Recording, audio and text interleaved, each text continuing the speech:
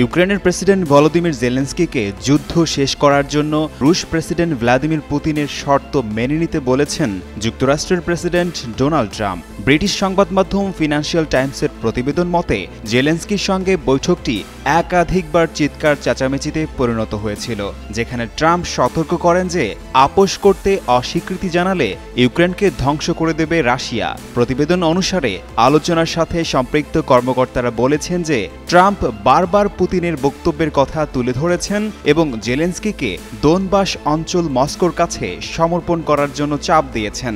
ইউরোপীয় একজন কর্মকর্তার বরাত দিয়ে ফিনান্সিয়াল টাইমস জানিয়েছে, ট্রাম্প জেলেনস্কিকে বলেছেন যে পুতিন এই সংঘাতকে যুদ্ধ নয়, একটি বিশেষ অভিযান বলে বর্ণনা করেছেন। ট্রাম্প ইউক্রেনের প্রেসিডেন্টকে আরও বলেন তিনি যুদ্ধে হেরে যাচ্ছেন এবং পুতিন যদি চায় তাহলে তিনি তোমাদের ধ্বংস করে দেবে। বৈঠকের এক পর্যায়ে বারবার দেখার কথা উল্লেখ করে ট্রাম্প ইউক্রেনের যুদ্ধক্ষেত্রের মানচিত্রগুলো এক পাশে সরিয়ে রাখেন বলেও অভিযোগ করা হয়েছে। চলমান সংঘাত নিয়ে হতাশা প্রকাশ করে মার্কিন প্রেসিডেন্ট আরও বলেন, এই রেড লাইন আমি জানিও না এটি কোথায়, আমি কখনো সেখানে যাইনি।